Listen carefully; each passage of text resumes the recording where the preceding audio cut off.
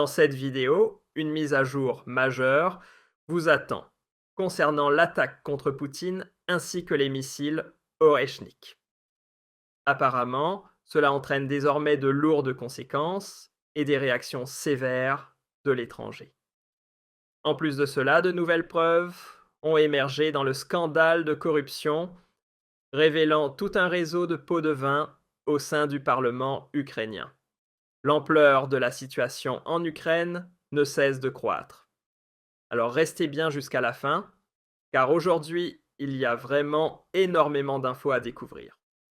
C'est parti. Commençons d'abord par le scandale ukrainien, avant d'aborder l'attaque contre Poutine, car visiblement, les autorités ukrainiennes ont fait une sacrée prise lors de perquisitions chez des membres du parti de Zelensky. Regardez cette vidéo chez un ancien responsable régional d'un bureau de recrutement militaire ukrainien. 1 million de dollars a été retrouvé caché dans des boîtes à chaussures. D'où peut bien venir tout cet argent à votre avis? Et ce n'est, comme on dit, qu'un exemple parmi tant d'autres qui circulent en boucle sur les réseaux sociaux. Apparemment, ce ne sont pas seulement quelques individus isolés qui ont été démasqués, mais tout un réseau de corruption qui a été mis au jour. Un vaste réseau de pots de vin au Parlement ukrainien. Lundi, le Bureau national anticorruption d'Ukraine et le parquet spécial anticorruption ont annoncé l'inculpation de 5 députés soupçonnés de faire partie d'un groupe plus large ayant vendu leur vote contre des sommes d'argent. L'enquête a été rendue publique samedi, juste avant la rencontre de Zelensky avec le président américain Trump à Miami. D'après de nouvelles déclarations, le réseau criminel présumé aurait perçu depuis au moins septembre 2022 entre 2 000 et 20 000 dollars par vote, les tarifs ayant grimpé cette année à un minimum de 5 000 dollars par voix. Rien qu'entre novembre et décembre 2024. Ils auraient ainsi engrangé des gains illégaux d'environ 145 000 dollars selon les enquêteurs. La police a précisé que le montant des profits était évalué en fonction de l'efficacité des votes, c'est-à-dire du nombre de projets de loi soutenus par chaque député et de sa présence aux séances parlementaires. Les médias ukrainiens ont rapporté qu'un accord secret aurait été conclu selon lequel l'administration présidentielle maintenait certains députés sur une liste de paix clandestine afin de garantir la réalisation de l'agenda politique de Zelensky. Tous les députés suspectés feraient partie du parti au pouvoir serviteur du peuple. Non mais franchement, cette corruption en Ukraine atteint des proportions totalement délirantes.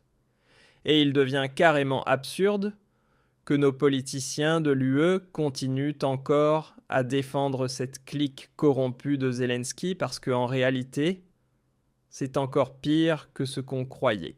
Ici, non seulement de l'argent a été détourné pour remplir les poches de certains, mais cet argent volé aurait également servi à corrompre des politiciens et à manipuler les lois. Et ça, c'est une preuve claire que l'Ukraine n'est pas une véritable démocratie et que toutes les rumeurs autour du dictateur Zelensky semblent bel et bien fondées. Zelensky n'a pas seulement suspendu les élections dans le pays, mais voilà qu'en plus, les votes au Parlement seraient achetés avec cet argent détourné, permettant ainsi de truquer les décisions législatives. Franchement, cela n'a plus rien à voir avec une démocratie. Et ce pays devrait intégrer l'Union européenne. Ce serait tout simplement une catastrophe monumentale. Dites-moi déjà dans les commentaires ce que vous pensez de tout ça. Et pendant que vous tapez vos réactions, on enchaîne sans plus attendre avec le prochain sujet, l'attaque contre Poutine. Des pays étrangers condamnent l'attaque ukrainienne contre la résidence de Poutine. Dans une déclaration rendue publique lundi soir, le ministère des Affaires étrangères des Émirats arabes unis a exprimé sa solidarité avec le président Poutine et le peuple russe, tout en réaffirmant le rejet catégorique d'Abu Dhabi envers toute forme de violence. Les Émirats ont fermement condamné la tentative de viser la résidence de son Excellence Poutine, président de la Fédération de Russie, dénonçant cette attaque regrettable, ainsi que la menace qu'elle représente pour la sécurité et la stabilité, selon les propos du ministère. Les coprésidents du Nicaragua, Daniel Ortega et Rosario Murillo, ont eux aussi adressé une lettre à Poutine pour lui témoigner leur entière solidarité face à l'attaque menée par l'Ukraine.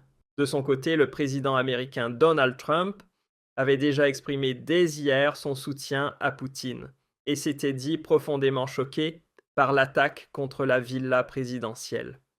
Car dans la plupart des conflits, il existe une sorte de règle tacite sur le champ de bataille, tout peut voler en éclats.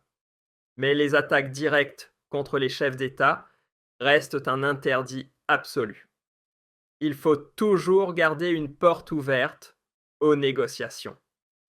Et alors qu'à l'heure actuelle, les condamnations internationales contre cette attaque ne cessent de tomber. Les médias allemands, eux, tentent à nouveau de minimiser l'événement et de l'embellir. Je veux vous montrer une déclaration du journal Bild qui m'a littéralement fait tomber de ma chaise. Y a-t-il une preuve concrète de l'attaque ? n'en a répondu Brücke.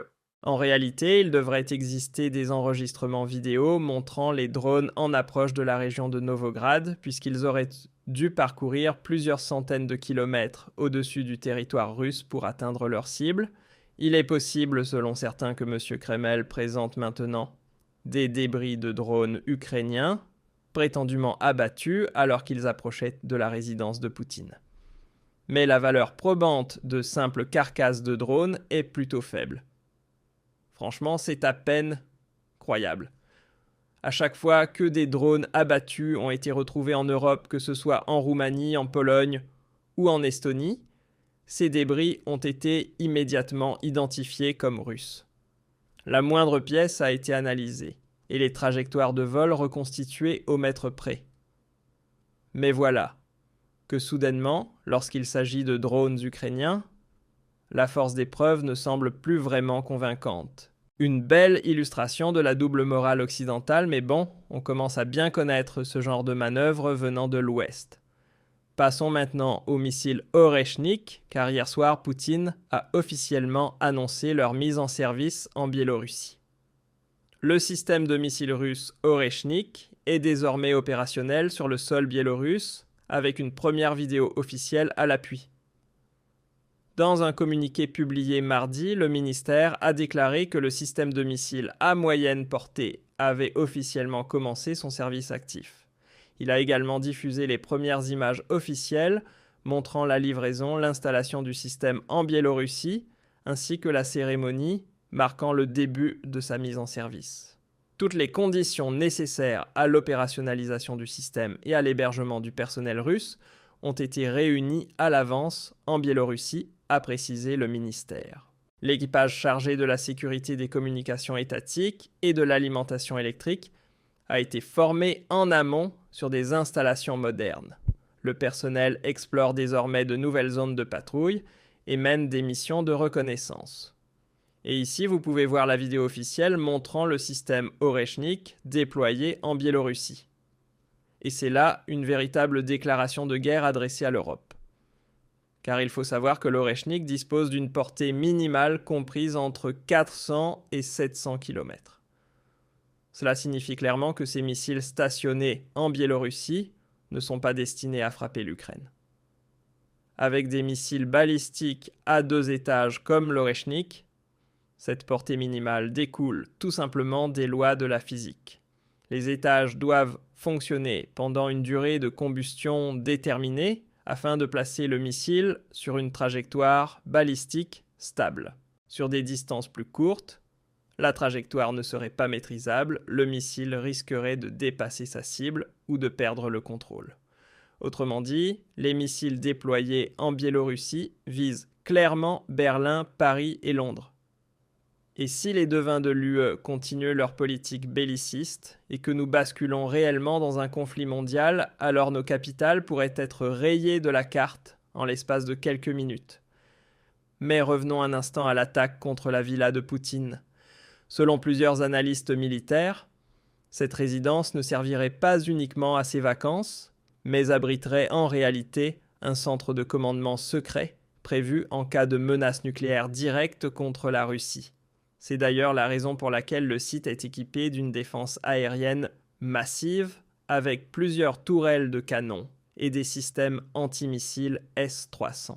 Pour les analystes, il ne fait aucun doute, il s'agissait d'une attaque coordonnée menée par l'Ukraine avec l'aide de services secrets occidentaux et pas n'importe quelle attaque, mais une tentative dirigée contre le président d'une puissance nucléaire. Et comme je vous l'ai dit ce matin, on peut s'attendre à de lourdes représailles militaires, soit dès cette nuit, soit demain. Mais sur le plan politique aussi, une première bombe vient d'éclater. Nouvelle déclaration du Kremlin. Poutine torpille l'accord sur l'Ukraine proposé par Trump et le ridiculise publiquement. Le chef du Kremlin joue désormais avec le président américain. Lors d'un nouvel entretien téléphonique avec Donald Trump, Poutine a clairement fait savoir, selon le Kremlin, que Moscou ne se sentait plus lié à aucun engagement. Toutes les promesses ou accords de cette année sont désormais considérés comme caduques. C'est ce qu'a confirmé lundi soir à Moscou le principal conseiller de Poutine et négociateur pour l'Ukraine, Usha. Ainsi, Poutine vient d'anéantir publiquement toutes les discussions autour de la paix même, celles portant simplement sur un cessez-le-feu ou de nouvelles négociations. Le Kremlin justifie cette rupture par une accusation encore non prouvée selon lui. Des Ukrainiens auraient tenté dans la nuit de dimanche à lundi d'attaquer à l'aide de drones la résidence privée de Poutine située à Waldy entre Moscou et Saint-Pétersbourg. L'Ukraine, de son côté, a immédiatement et fermement nié toute tentative d'attaque. Et désormais c'est officiel, tous les plans de paix sont abandonnés. Les négociations ont volé en éclats à cause de cette attaque dirigée contre Poutine. L'Union européenne a donc obtenu exactement ce qu'elle cherchait depuis le début, empêcher un accord de paix imposé par Trump et Poutine sans concertation avec les pays de l'UE. Et c'est pourquoi je suis de plus en plus convaincu que les services secrets britanniques et français sont derrière cette attaque contre Poutine. Peut-être est-ce aussi pour cette raison que Zelensky prétend ne rien en savoir. Mais même s'il n'en est pas l'auteur direct, il est fort probable qu'il ait été informé à l'avance, tout comme à l'époque lorsqu'il savait déjà pour l'attaque contre Nord Stream. Alors que pensez-vous de toutes ces révélations ? N'hésitez pas à partager vos avis dans les commentaires sous la vidéo.